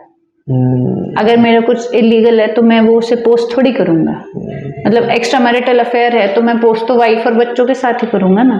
ठीक अफेयर की पिक्चर्स थोड़ी पोस्ट करूंगा, हम्म, तो वो वहां से सोशल मीडिया से कुछ नहीं मिलता, बिल्कुल नहीं हो पाता केवल। तो क्योंकि आप पोस्ट ही नहीं करते हो वो सारी तो चीजें। फिर टेकिंग आपके किस में काम आता है? और कई तरह के चीजों में आता है, लोकेटिंग पर्सन, जैसे मैंने बताया गाड़ी में जीपीएस लगा दिया था हमने, ओह। बाहर से मैग्नेटिक जीपीएस, अच्छा। ठीक है, कहीं से मिस हो जाए कार तो एटलीस्ट हमें ये तो पता हो कार कहाँ पे है, कहाँ पार्क फिर किया हम कर? कहाँ पार्कड है, फिर हम उसके आसपास खुद सर्च कर लेते हैं, और एल्स हमें उसका पैटर्न पता है कि परसों भी इसी जगह आया था तो यहाँ गया था, सॉर्ट ऑफ। तो वो कुछ तरह से हमें हेल्प आउट करता है। अदरवाइज और भी कई चीजें हैं जिसमें हम उसका हेल्प लेते हैं टेक्नोलॉजी के, रिपोर्टिंग के लिए, टीम रिपोर्टिंग के लिए हमारे अपने कुछ हमने सॉफ्टवेयर डेवलप किए हैं, टीम हमें कैसे रिपोर्ट करेगी, अच्छा, उसके लिए इंटरनल यूसेज के वो लिए, तो अलग है, वो तो बिल्कुल अलग है। हाँ उसके लिए भी डेवलपमेंट किया है, क्लाइंट के पास कैसे जाएगा, क्योंकि बहुत सारा काम क्लाइंट्स खुद ही कर लेते हैं, नहीं तो उनको पढ़ा देते हैं कि आप मोबाइल में ये कर लीजिए, ओके। पासवर्ड चाहिए मुझे। अब आप हैक करने की जगह आपके घर में एक कॉर्नर होता है जहां पे आप बैठ करके अपना फोन रोज एक्सेस करते हैं, सबका पैटर्न है ये, वो ड्राइंग रूम में भी हो सकता है, बेडरूम में भी हो सकता है, कहीं और भी हो सकता है, कहीं भी हो सकता है, पर वो एक प्लेस होगी आपके घर में जहां आप रोज बैठते हैं और अपना फोन एक्सेस करते हैं। तो मेरे पास एक क्लाइंट आई तो मैंने उसको बोला, व्हाट शी डिड, उसने बिल्कुल सर के पीछे यहाँ पे एक कैमरा लगा दिया, उसके घर में ऑथोराइज्ड है, शी पुट इट, उसको हमने गाइड किया, शी इंस्टॉल्ड इट, अब वो मोबाइल में जो देख रहा है वो भी आ रहा है, प्लस उसके मोबाइल के पासवर्ड्स ये वो सब उसके पास आ गए, now she access the phone. तो वो गाइडेंस भी होती है एक, बहुत सारी चीजें जो घर में रहने वाला मेंबर है वो कर सकता है, हम नहीं कर सकते हैं। तो आप बगिंग डिबगिंग करते हो? हाँ, on the bugging- instructions of client. हाँ, ओके। डीबगिंग आजकल जितने भी बड़े ऑफिसेज हैं सब करवाते हैं कि किसी ने कुछ प्लांट तो नहीं किया, रेगुलर बेसिस पे चेक। अच्छा, बगिंग का पता कैसे चलता है कि हमारा ऑफिस बग हो गया? अब आपको डाउट आता है कुछ, वरना आप रेगुलर बेसिस पे कराइए, हर 3 महीने में या हर 6 महीने में रूटीन चेकअप जिसको बोलते हैं। बगिंग का पैटर्न क्या है? लोग कहाँ कहाँ कैसे कैसे लगाते हैं? कोई ऑडियो डिवाइस, कोई वीडियो डिवाइस, कहीं पे भी लग जाता है आजकल के टाइम में, आपके किसी भी चीज में, कपड़े में, इसमें, फ्लावर वास में, इस जो भी आपके पास सामान है हर चीज में आप कैमरा और ऑडियो डिवाइसेस लगा सकते हैं। टेम्परेरी चाहिए तो नॉन चार्जेबल लग जाता है, परमानेंट चाहिए तो चार्जेबल लगा दिया जाता है, डिपेंड सामने वाले के पास कितना एक्सेस है। तो ऑफिस में काफी कॉमन है। हाँ, मुझे ऑफिस की इंफॉर्मेशन चाहिए तो, घरों में भी है बट लोग डीबग जो है ऑफिस ज्यादा करवाते हैं इंस्टेड ऑफ घर, कि भाई घर में कौन आएगा, हम जिसको परमिट करेंगे वही तो घर में घुसता है, ऑफिस में रेगुलरली लोग आते जाते हैं। अच्छा, तो ऐसे काफी आपके पास केस आते हैं? हाँ, बहुत सारे रियल एस्टेट वाले ज्यादातर करवाते हैं। रियल एस्टेट वाले डिबगिंग ऐसा क्यों? कि हमारे यहाँ पे किसी ने कोई बग तो नहीं लगा दिया है इंफॉर्मेशन लेने के लिए, तो इसको चेक कीजिए। बिक रही है, खरीद रहे हैं, उसमें भी हाँ, मैंने कोई प्रॉपर्टी को स्पेशल लिया है, मैंने एक्वायर किया है, क्या प्राइस में लिया है, क्या बना रहा हूँ, क्या मेरे सीक्रेट्स हैं, क्या लूप, ये तो एक इंडस्ट्री मैंने एग्जांपल दिया, अदरवाइज बहुत सारी कंपनीज वाले करवाते हैं डीबग। एक रेगुलर चेकअप, रूटीन चेकअप जिसको हम बोलते हैं, हर 6 महीने में, 3 महीने में, डिपेंड जितना उनको डाउट आता है तो। पर वो डिबगिंग करने के लिए एक्सपर्ट्स होते हैं? हाँ, वी हैव डिवाइसेस, जा करके हम पूरा एक एक चीज को पूरा चेक करते हैं कि इसमें कोई डिवाइस तो नहीं है। वो होता है डीबगिंग, चेक करना, मॉनिटर कर कि भाई कुछ आ तो नहीं है आपके ऑफिस में कहीं, तो 2 दिन छुट्टी होती है जो भी उनके ऑफिस की, वो 2 दिन हम पीछे से जा करके पूरा ऑफिस चेक करते हैं। अब आपकी इंडस्ट्री में मेन चैलेंजेस क्या हैं और क्या आप इसका फ्यूचर देख रहे हो उन चैलेंजेस को फाइट करने के लिए? आजकल के टाइम में एवरीबॉडी इज स्मार्ट, अवेयरनेस बढ़ी है तो लोग स्मार्ट ज्यादा हो गए हैं, तो आपको उसकी इंफॉर्मेशन लेने के लिए उससे एक्स्ट्रा स्मार्ट होना पड़ेगा, तभी आप उसकी इंफॉर्मेशन ले पाएंगे। एक कॉमन आदमी भी बहुत ज्यादा एक्स्ट्रा स्मार्ट है, हर कोई ऑनलाइन है, हर चीज वो पूछ रहा है। आजकल वो हाल है कि डॉक्टर की दवाई लेने जाता है आदमी तो गूगल से पूछता है कि सही दवाई दी है कि नहीं डॉक्टर ने मुझे, ठीक है, ये दवाई किस काम आती है। तो ये हाल है, मतलब हम हर चीज गूगल से पूछते हैं। तो लोग स्मार्ट होने से आपके चैलेंजेस बढ़ जाते हैं कि भाई आप इतने स्मार्ट आदमी को अगर इसकी इंफॉर्मेशन चाहिए तो कैसे आएगी, तो 2 कदम आगे कैसे आप बढ़ेंगे। तो सबसे पहले आपको अपडेट रहना पड़ता है, 2 कदम आगे एडवांस अपडेट रहना पड़ता है कि क्या क्या चल रहा है मार्केट में, क्या क्या नई चीजें एडवांसमेंट आ रही हैं, ठीक है, कि कहीं आप ही को कोई काउंटर तो नहीं कर रहा है, किस तरह से हम इसमें और कैप्चर कर सकते हैं, कौन सी ऐप क्या देती है क्या नहीं देती है, वो सब आपको पता होना चाहिए। अच्छा, इंडियन डिटेक्टिव एजेंसीज जो हैं वो वर्सेस इंटरनेशनल डिटेक्टिव एजेंसीज, उनमें किस लेवल पे हम हैं, where we stand in the international front, उन्हीं के बराबर हैं या भी उनके बराबर नहीं हुए? बात कैपेबिलिटीज की नहीं है यहाँ पर, यहाँ पर अथॉरिटी की आ जाती है।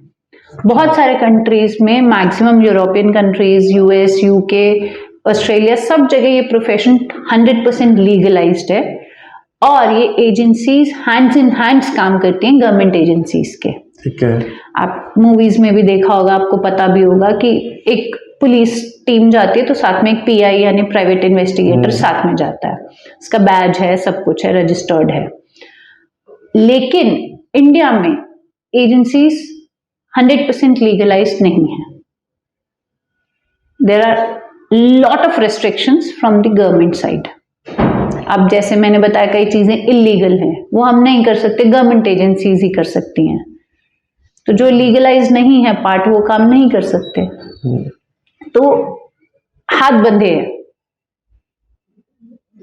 आपके पास लिमिटेशन है, रेस्ट्रिक्शन है, आपको उसी दायरे में, उसी बाउंड्रीज में काम करना है। मतलब आपको पानी में तैरना है पर हाथ नहीं हिलाने हैं। हाथ नहीं हिलाने हैं, आप इतने आधे हाथ खुलेंगे, इतने में आप जितना कर सकते हैं आप उतना कर लीजिए। इसकी वजह से ही बहुत बड़े प्लेयर्स मार्केट और हमारे इंडस्ट्री में नहीं आते हैं। आप बहुत बड़े बड़े एजेंसीज नहीं देखते हैं, बहुत बड़े बड़े प्लेयर्स नहीं देखते हैं, क्योंकि उसकी रिस्ट्रिक्शंस हैं। और शायद इसकी वजह से कॉस्टिंग भी आपकी बढ़ जाती है। करेक्ट, क्योंकि आपको तो मेनली वो कहते हैं ना, मोर रिस्क मोर गेन। हाँ, मोर रिस्क मोर गेन, क्योंकि आपको जब ह्यूमन इंट पे ही डिपेंड करना है तो ह्यूमन इंट तो कॉस्ट, टेक इंटेलिजेंस तो फिर भी थोड़ा सा कॉस्टिंग कम करेगा। तो बाकी कंट्रीज में सीडीआर वगैरह अलाउड जब है? भी आप पुलिस के साथ काम कर रहे हैं ना, हाँ। It's hand in hand. तो मुझे काम करने के लिए ये चाहिए, तो मैंने पुलिस को बोला, उन्होंने आपको हेल्प की, they are working hands in hands और लीगलाइज्ड है। मैंने कुछ डिमांड की तो मुझे हेल्प की जाएगी। यहाँ पर वो नहीं है। यहाँ पर वो नहीं है। आपको क्या लगता है कौन कौन सी गवर्नमेंट को ऐसे कुछ आपके हाथ खोलने चाहिए जिससे कि आपका दायरा, आपकी working efficiency, capabilities international level के बराबर हो जाए? मुझे नहीं लगता खुल सकता है इंडिया में, ये मेरा पर्सनल ओपिनियन है। First of all, I don't think India में खुल सकता है। अच्छा, पॉसिबल ही नहीं है। और अगर खोलना हो तो कौन कौन सी चीजें? पॉसिबल ही नहीं है, क्योंकि ये अथॉरिटी किसके पास है, किसमें मैं लॉ लाऊंगा? गवर्नमेंट के पास है। ठीक। मतलब बीइंग ए पॉलिटिशियन, मैं आपको ऑथराइज कर दूं कि आप मेरे पे स्पाई करें? How is this possible? मैं आपको लीगल राइट्स दे दूं कि आप मेरे पे स्पाई कर लो सबसे पहले तो। पर मैंने सुना है कि आजकल तो पॉलिटिकल पार्टीज भी आप लोगों की सर्विसेज लेते हैं इलेक्शन के कैंडिडेट चूज करने में, कौन जीत रहा है कौन हार रहा है। सब कुछ, सब करेक्ट है आपकी बात, एवरीथिंग इज राइट। ठीक है, people come to us, they find it. हर पार्टी अपने में, मेरा कौन सा कैंडिडेट टूट के जा रहा है, दूसरों की तो छोड़ो, पहले तो अपने आप को बचाओ के लिए, अपना घर बचाओ, अपना घर तो बचा लें। तो ऐसे भी केसेस किए हैं मैंने पार्टीज के। अच्छा, कि मेरी पार्टी में कौन कौन जेन्युइन है नेशनल पार्टी के लिए, नेशनल पार्टीज के। हाँ, मेरे पार्टी में कौन सा जेन्युइन है, मतलब इस एरिया के, पर्टिकुलरली स्टेट के, अब पूरे इंडिया एक साथ कोई नहीं देता है, इस पर्टिकुलर जगह के मेरे कौन से कैंडिडेट मेरे साथ हैं, कौन से बाहर जा रहे हैं, क्या कर रहे हैं। So I agree, parties do take help, but वो वाली बात है कि अगर रिस्क आपका है, हाँ। ये मेरा नहीं है। जाओगे तो जेल आप जाओगे, आप जाएंगे, आपका रिस्क है ये। मेरे को तो इन्फॉर्मेशन चाहिए। मेरे को तो इन्फॉर्मेशन चाहिए, तो मैं लीगलाइज क्यों करूं? इलीगल, अच्छा वो लीगलाइज क्यों करें? तो वो वाली स्टोरी है। एक बिल पास किया था एसोसिएशन ने, पार्लियामेंट, मतलब प्रेसिडेंट ने कहा था ठीक है, मैं दिखाती हूँ, उन्होंने एसोसिएशन ने उसको बिल बनाया था, आई मीन ड्राफ्ट बनाया था, उसको प्रेजेंट किया था, पर वो नहीं हो पाया 2007 में।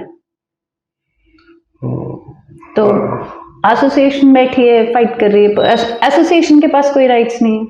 अब इन्होंने शायद गुड़गांव में कोई यूनिवर्सिटी भी बनाई है डिटेक्टिव्स के लिए। पॉसिबल ही नहीं है, जो चीज लीगलाइज नहीं, आप उसकी डिग्री कैसे दे सकते हैं? नहीं, इन्वेस्टिगेशंस का कुछ है गुड़गांव में शुरू। गवर्नमेंट का अगर कोई अच्छा, विंग है, गवर्नमेंट एजेंसीज के लिए होगा फिर। हाँ, मतलब मैं अपने पुलिस डिपार्टमेंट के, अपने दूसरे डिपार्टमेंट के लोगों को ट्रेन करना चाहूँ, उनका ट्रेनिंग इंस्टीट्यूट, वो अलग चीज है। प्राइवेटली हो ही नहीं सकता ना। आप डिग्री कैसे दे सकते हो उस चीज की जो कि लीगलाइज नहीं है 100%? तो आप उसमें डिग्री नहीं दे सकते। डिग्री क्या, डिप्लोमा भी नहीं दे सकते, आई मीन टू से ITI भी नहीं हो सकती। तो फिर तो आपके पास जो प्रोफेशनल्स हैं वो आप ही के ट्रेन किए हुए प्रोफेशनल है, या जिनके पास, जैसे मैंने आपको कहा कि आपका प्रोफेशन ही आपका जीवन है, वैसे अगर कोई कमिटेड सिरफरे आ जाए तो आ जाए, वो सक्सेसफुल हो जाए करेक्ट। अदरवाइज कोई तैयार होने वाला नहीं है, कुछ नहीं है। हाँ। चलो आकृति, आपसे मिलकर के सच में बहुत अच्छा लगा, आपने हमें टाइम दिया, इसके लिए बहुत बहुत धन्यवाद, and wishing you very very best of luck. Thank you so much, thank you very very much. इतने बड़े बड़ी फैमिलीज हैं जो सिर्फ फाइनेंशियल्स पे ही रिश्ते कर देती थी, आज के टाइम में वो भी कह रही हैं कि देख मैं पैसा लगा के बेटी भेजूं, ठीक है, मतलब ऐसी फैमिलीज हैं जो रोका के लिए पूरा सबको उठा के फॉरेन ले गए थे। वो लेवल की फैमिली, आप सोचिए, शादी कहाँ करेगा और क्या लेवल की करेगा वो, ठीक है, बनिया फैमिली थी। अच्छा, वो लोग अपनी बेटी की शादी के लिए प्री मैरिज चेक करवा दिया। अच्छा आकृति जी, एक आम आदमी मीन्स एक मिडिल क्लास अगर अपना बेटी की या बेटे की शादी करे और अगर वो प्री मैरिज का आपसे इन्वेस्टिगेशन करवाना चाहते हैं तो उसके क्या चार्जेस होते हैं नॉर्मली? वैसे बेसिकली हमने इसको थोड़ा स्ट्रीमलाइन और ऑर्गेनाइज करने की कोशिश की है, जिस वजह से हमने ये सारे पैकेजेस अपने वेबसाइट पर ऑनलाइन डाल दिए हैं कि इस प्राइस में हम ये देते हैं, ये प्राइस में हम ये देते हैं। उसके अलावा कस्टमाइज भी करते हैं according to customers requirement. Normal जो कस्टमर की रिक्वायरमेंट आती है उस बिना पे हमने एक पैकेजेस सिस्टम बना रखे हैं। 8-10 पैकेजेस हैं हमारे पास अलग अलग रेंज के, स्टार्टिंग फ्रॉम 20,000 गोइंग टिल 95,000 बस। तो उसमें वही है, उससे ज्यादा अगर आप डिग इन डीप करना चाहते हैं सुपरफिशियली है, अगर आप और डीप में जाना चाहते हैं तो वो आप कस्टमाइज पैकेज बनवा सकते हैं। 20,000 से लेकर के 90,000 पे तो प्री मैरिज या बाकी ऐसे इसके लिए कोई खास वो नहीं है। और नॉर्मल जो दूसरी सर्विलेंस होती है, जैसे शादी के बाद अगर कोई कहता है कि मेरा एक्स्ट्रा मैरिटल चल रहा है या नहीं, शादी वाले में भी प्री मैरिज में भी आपको, जी नहीं मैं तो 15 दिन सर्विलेंस ही कराना चाहता हूँ साथ में, प्लस एड ऑन कर दो ये इंक्वायरी के साथ साथ ये भी ऐड कर दीजिए, या 1 महीना के ये, तो वो सर्विलेंस के चार्जेस हम साथ में ऐड कर देते हैं। सर्विलेंस के भी हमारे अलग पैकेजेस हैं, वो भी हमने ऑनलाइन दे रखे हैं डिपेंडिंग आपके केस की complexity. It ranges from 4,000 rupees a day to 12,000 rupees a day. Okay, ये सारे चार्जेस जो हैं हम आपके डिस्क्रिप्शन में डाल देंगे, ताकि जो भी अगर कोई इसको देख करके आना चाहे तो वो डिस्क्रिप्शन में जा करके कर सकता है। और ये सब हमारी वेबसाइट पर भी अवेलेबल है।